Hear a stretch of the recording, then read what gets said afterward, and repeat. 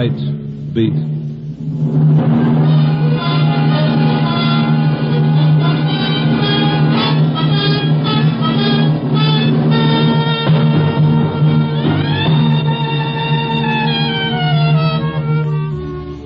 Hi, this is Randy Stone. I cover the night beat for the Chicago Star. Stories start in many different ways.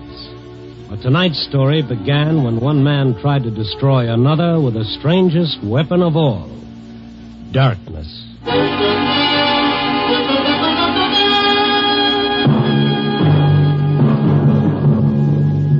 Night Beat, starring Frank Lovejoy as Randy Stone.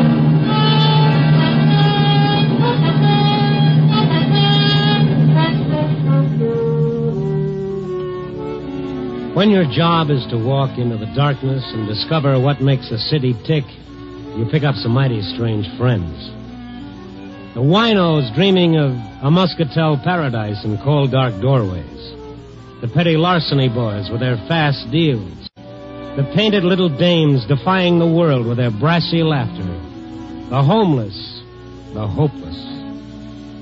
In the city, night is for the lost.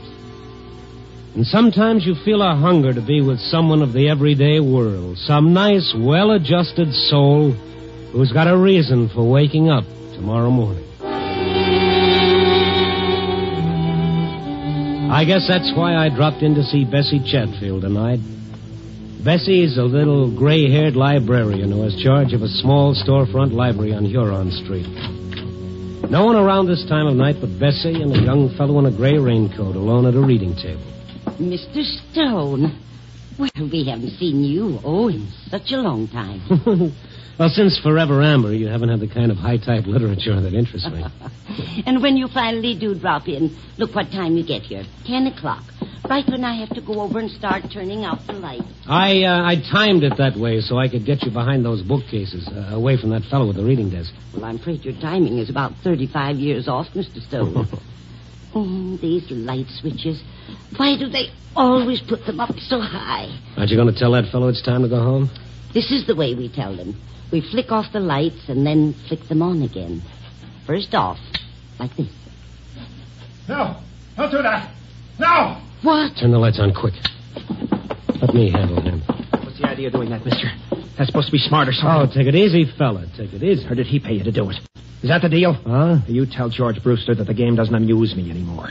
You tell him if he keeps that up, I'll kill him. Oh, wait. I turned the lights out. It's closing time. What? Closing time? Oh. Yes, of course. What's wrong with you, buddy? You sick or something?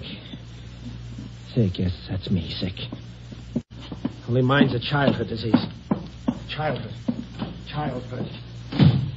No, what in the world was that? I don't know. Ever seen him before? He's come in a couple of times this week.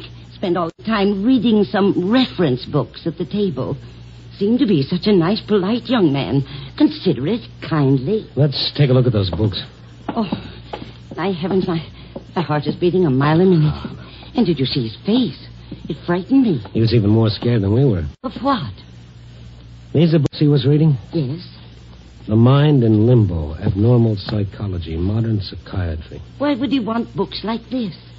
Maybe he was looking for somebody in these books. Who? Himself, Bessie? Probably himself.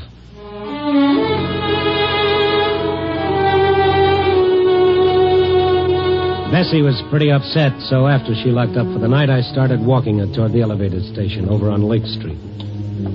We'd walked a couple of blocks through the dark, empty streets when suddenly Bessie grabbed my arm. Mr. Stone, that man down the street, looking in that store window. That's him.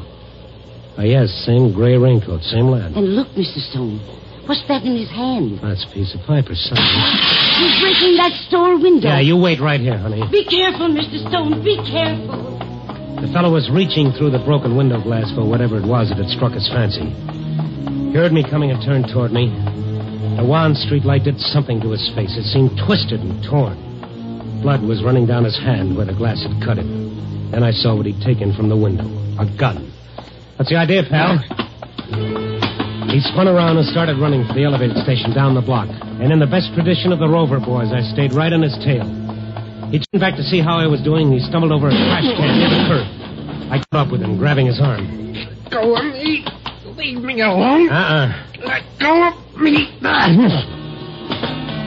He slashed the gun across my face and began running again. I stopped long enough to take a quick inventory of my teeth. Up above, I heard the elevator train coming into the station. The young fellow had reached the station steps and was going up fast, trying to make that train. I reached for one of his legs. He turned and gave it to me right in the stomach. I folded up, and I just sat there. I listened to the train pull away with the fellow on it, and remembered what Bessie had said about him being such a nice, polite young man.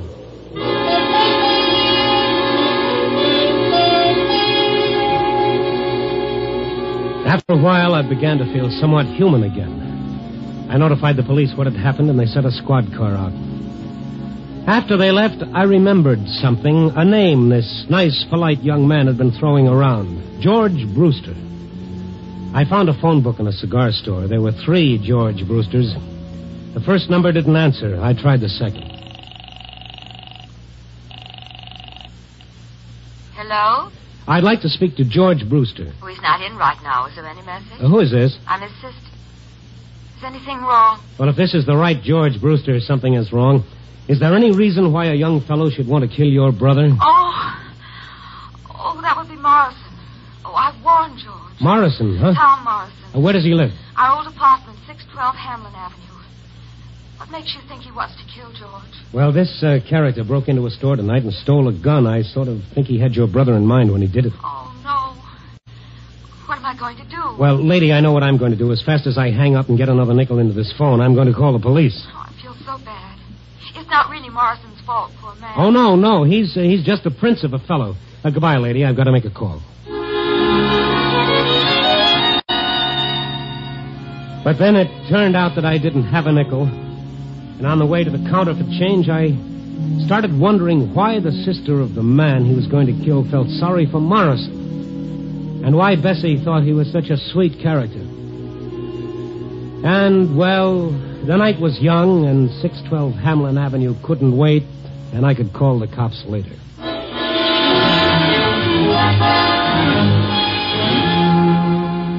612 North Hamlin was a second-floor flat on the north side. I got there a few minutes after 11 that night. All the windows were lit up. I rang the bell and I waited. I felt a little bead of sweat zigzagging down my face like it didn't have any place to go. Yes? Oh, it's you. No, let's not close the door just yet. In fact, let's push it open all the way. Oh. What do you want? My 2 front teeth and a few ribs. Get out of here. Now, look, pal, don't tempt me. I came against my better judgment to listen to what you've got to say. If I leave now, the only place I'm going is the nearest police station. Police station. I guess maybe that would be the best. What? Otherwise, I don't know what's going to happen. Yeah, I guess you better call the police, mister. What do you think you're doing, calling my bluff? The phone's right behind you. Okay, buddy, you asked for it. Sure this is the way you want it? It's better this way. I'm at the end of my rope. I don't want to kill him. George Brewster? Yes, George Brewster. I know how it'll end if he doesn't stop. Stop what? Call the police, mister. You'd be doing me a favor. Since when have I got to do you favors? Well, why aren't you calling? I'm an Eagle Scout in good standing. I haven't done my good deed for today. You can't help me, mister. Stone is the name. What makes you so sure I can? Well, thanks for even wanting to. After that bad time I gave you. Bad time? That's the understatement of the year. Well, I was panic-stricken. It got me half crazy. Well, what have you got to lose if you tell me about it? No. Okay. Wait. I don't know. I'm like a drowning man grasping at straws. Look, maybe if you talked to Brewster, told him what he's doing to me, maybe he'd leave me alone. Well, you never can tell. But I'd have to know what I'm talking about. It's quite a story, mister. These lights. Look at them. Bright as the sun, aren't they? Lamps. Overhead chandeliers. Look at them. I'd hate to see your light bills. Like some men need drugs. That's how I need these lights. Come again? My sanity depends on it. My very sanity. On these lights?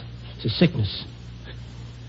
You've even got a name for it. Noctophobia, it's called. Fear of darkness. Fear of darkness, that's for kids. I take that back. I'm sorry.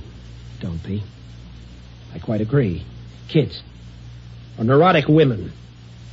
But in a man of my age, it's quite ridiculous. Only when the day starts drawing to a close, when the night starts crowding in. Have you been to a doctor? Sure, I've been to doctors. They tell me I shouldn't feel too badly. Plenty of people with my trouble. A hangover from childhood.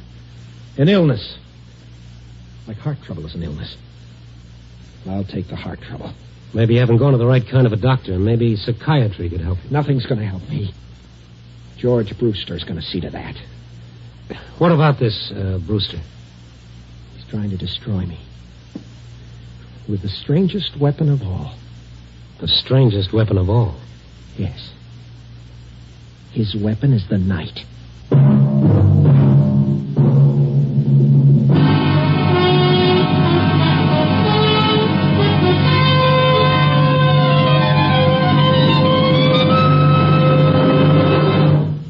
You were listening to Night Beat, starring Frank Lovejoy. In a moment, we'll return to Night Beat and Randy Stone. But first, we'd like to call your attention to another great NBC mystery adventure program. Every Sunday, you'll want to hear the exciting new Christopher London series with screen actor Glenn Ford in the title role. Stories for Christopher London are furnished by Earl Stanley Gardner, one of the most famous mystery story writers in America.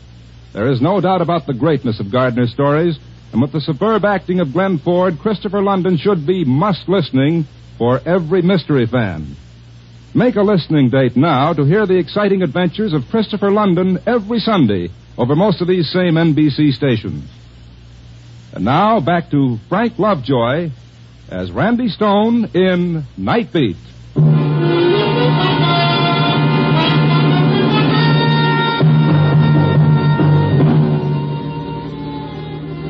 It was a weird feeling standing in Morrison's brilliantly lighted parlor, listening to him tell me about his terror of darkness. A sturdy, healthy-looking man trapped by a childhood nightmare. I felt guilt listening to him, like I was eavesdropping into a dark corner of his mind that was nobody's business but his own. And yet he had to tell me because he needed help. Because George Brewster was using Morrison's fear to destroy him. I was sent to Chicago by our company to replace Brewster, Stone. Till he found out why I was here, he couldn't do enough for me. He even got me this apartment. Greater love hath no man. Then he found out what the setup was. He changed fast enough. How did he find out about this fear of yours? Well, I'm telling you how. The other night, the two of us were working alone in the big vault down at the office, working on some old account or other. The overhead light, it blew out. Uh-huh. Well, it was so sudden, I couldn't help myself. I tried to keep calm, but... Well, it's like something tearing me to pieces inside. I couldn't breathe. I couldn't... Finally, I had to run. So he found out about... No, he wasn't sure, but it started him thinking. Yes, I see. Next afternoon, he came over to my desk. He was jovial, friendly, like he'd been in the beginning. Saying we'd been at each other's throats long enough. Inviting me to have dinner with him that night. Right from work, we went to his favorite spot on the north side, a place called the Catacombs. I began feeling uneasy the moment I entered.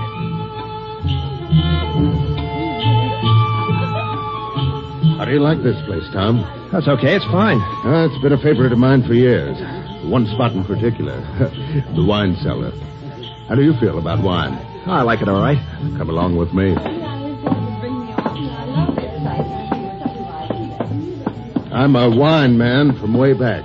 Say, George, I wanted to talk to you about that little outburst last night. They have a different wine cellar here with a different temperature for each type of wine. I haven't been sleeping well, you see. Me, I prefer a Riesling myself. Well, here we are. Huh? The white wine cellar. We'll select our own brand for our supper. Here, I'll open the door. Yeah, this is a privilege only an old customer like me can get away with. Come on. Dark down there. That's why they've got this candle here on the ledge. Got a match? Why? A match, Tom.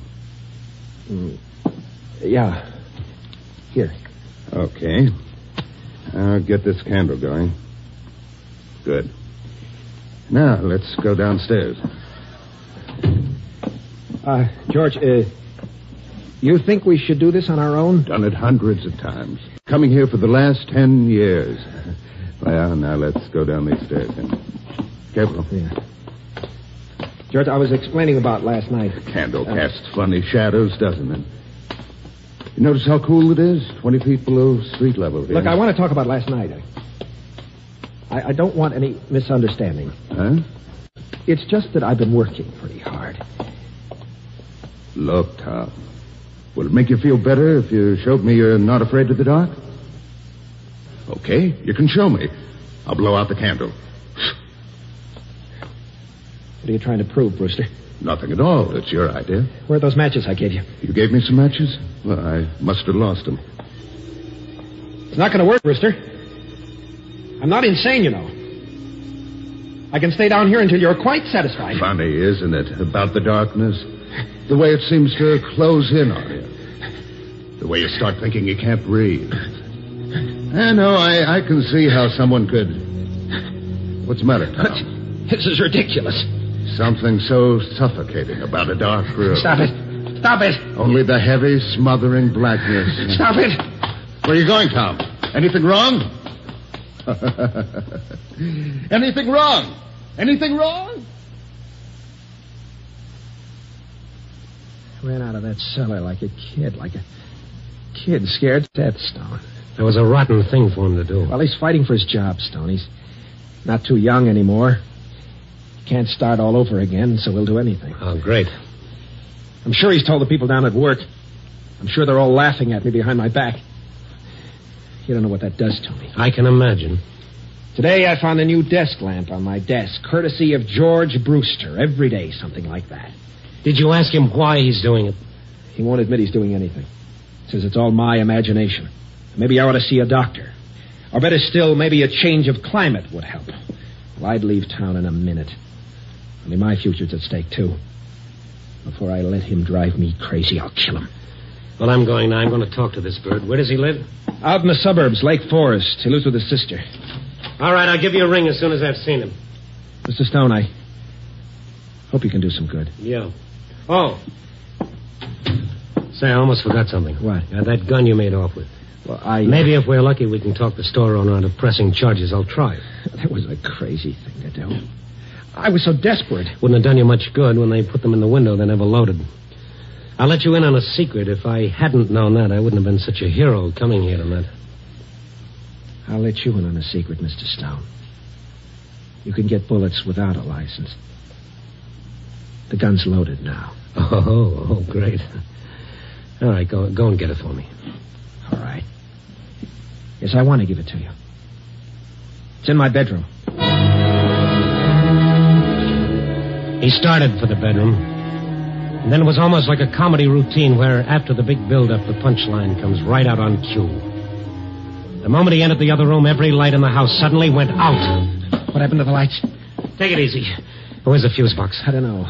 Never had any occasion to use it. Besides, if it was the fuse, all the lights wouldn't go out. It wasn't you. Use your head. How could I do it? I'm getting out of here. All lights out, too. Stone, Well, maybe something went wrong with the central wire. But why should it happen exactly now? Wait. Huh? The downstairs apartment. Their lights are on. If it was the wire... All right. Let's ask them where the fuse box is. Yes? Oh, Mr. Morris. My lights went out. It might be a fuse. Where are the fuse boxes for these apartments? Out in the back. I'll get a flashlight and show you.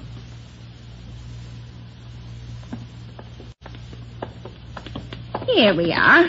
The fuse box is right here below our meters. Whenever the people from the light company come out, they have a dickens of a time finding it. Will you hold the flashlight steady and let me take a look? Wait a minute, Stone.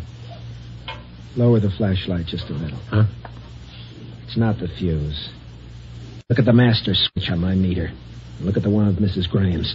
Why, somebody pulled your switch down to off. Yes. Yes, someone surely did. Well, here, let me push it up. There. And look upstairs. All your lights are on again. That's probably some kids playing a joke. Now, how do you suppose the rascals ever found it? It's so well hidden. I've got a theory that all kids come equipped with a special radar for finding things like this. Mrs. Graham, Tell this gentleman who used to live in my apartment before I did. Why, Tell him. you know. He even got the apartment for you. Your friend, Mr. Brewster. But what is that? Tom, that doesn't prove he did it. For me, it does, Stone. For me, it does.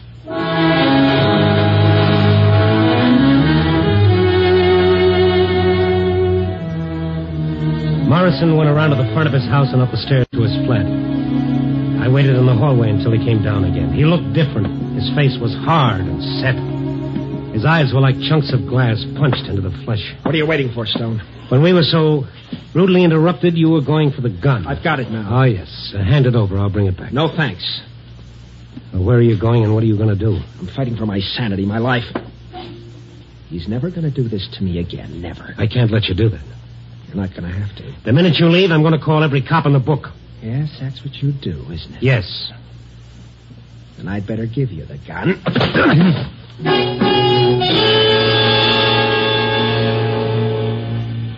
This could become habit-forming. I dropped to my knees in the hallway, and then the hallway subdivided like something under a microscope, and there were 2 hallways, and then there were 4. And then everywhere I looked, there were hallways. Morrison tried to push me aside and get by me, only it was a whole circle of Morrisons. I grabbed at his legs to hold him back, and it was like grabbing at a centipede. Then all the Morrisons in all the hallways brought all their guns down on my one poor head. And that was it, brothers and sisters, that was it. Feeling better, Mr. Stone? Oh, if I felt any better, I'd call an embalmer. Oh, what a business. I heard a commotion, and I came out, and you were lying here. Oh, this my head, or is it a cantaloupe? Oh, how did it happen, and where's Mr. Morrison? Oh, Morrison, yes. How long ago did you hear this commotion? Well, just a couple of minutes ago. You came out of it real fast. Yeah, I've got an iron constitution. Have you got a phone? Well, yes, but don't you think you Come better... on, lady. Grab my head, put it back on nice and neat, and let's get to that phone.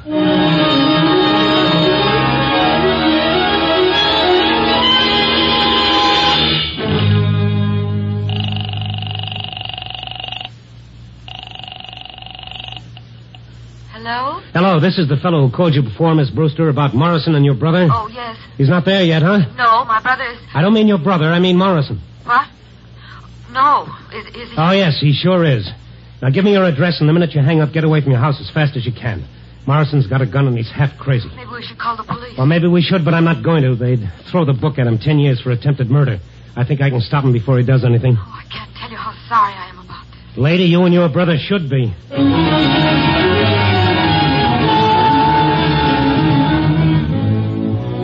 The cab got me out to their Lake Forest house in less than 20 minutes.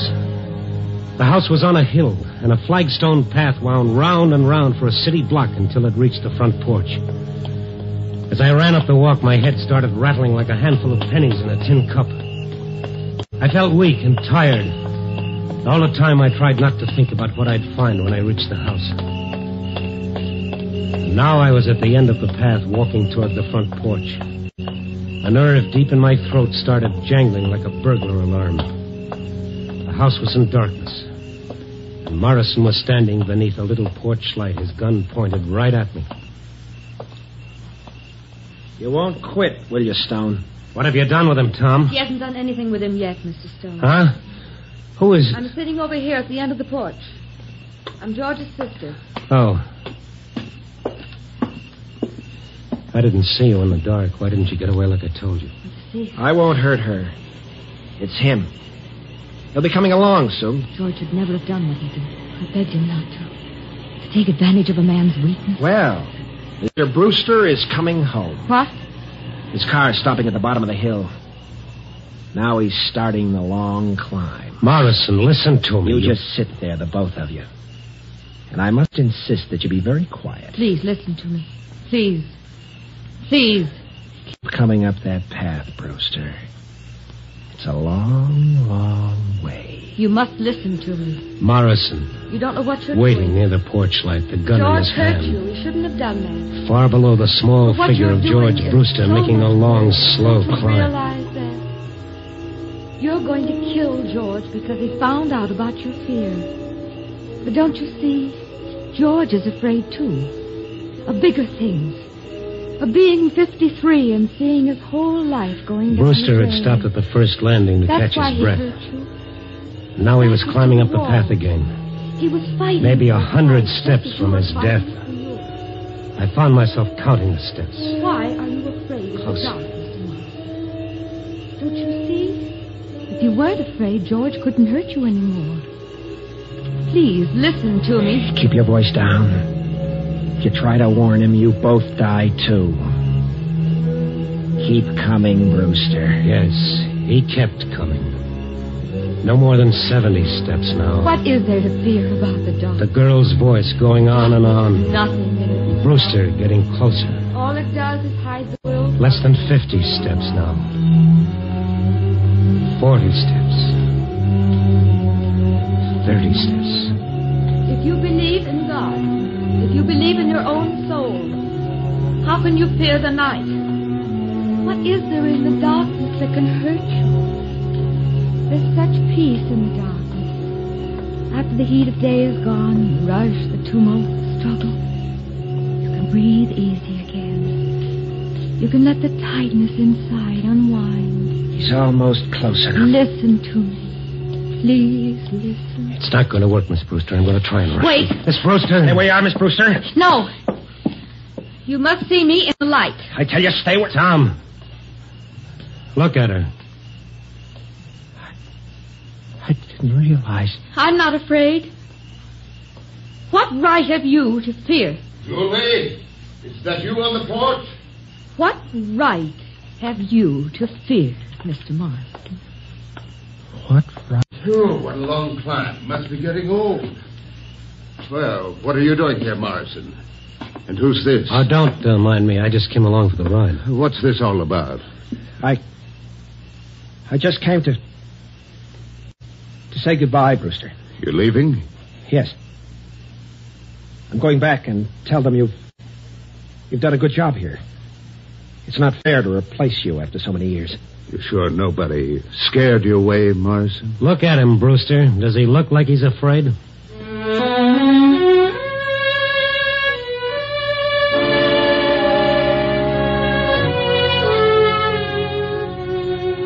I don't know if Julie cured Morrison of his fear of darkness. Cure is a pretty strong word. But maybe she helped. I kind of think so. I do know this. It's going to be mighty hard for Tom to fear the darkness, knowing Julie is not afraid. But neither Tom nor I will ever forget what we saw as the porch light lit up her face. Julie Brewster, who did not fear the darkness, was blind.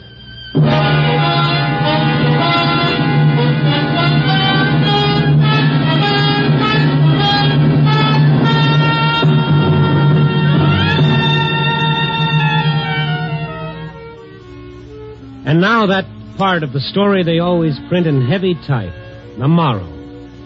And don't smile so indulgently. Morals are very nice things. Some of my best friends have morals. You know, seriously, Julie's whole life is a moral in itself. Trying to top it is like trying to follow Al Jolson with a Mammy song. The best you can do is tip your hat to the fellow who wrote, "Out of the night that covers me, I thank whatever gods may be for my unconquerable soul." He must have had someone like Julie in mind. Well, 4 o'clock in the morning, stale cup of coffee, a tired sandwich, and a story to dictate, and I worry about my unconquerable soul. Ah, me. Give me a rewrite.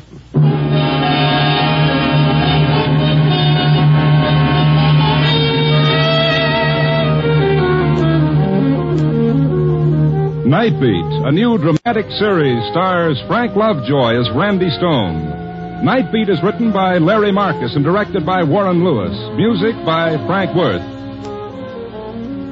Listen next week at this same time and every week as Randy Stone searches through the city for the strange stories waiting for him in the darkness. The stories that come out of the shadows to find their way into Night Beat.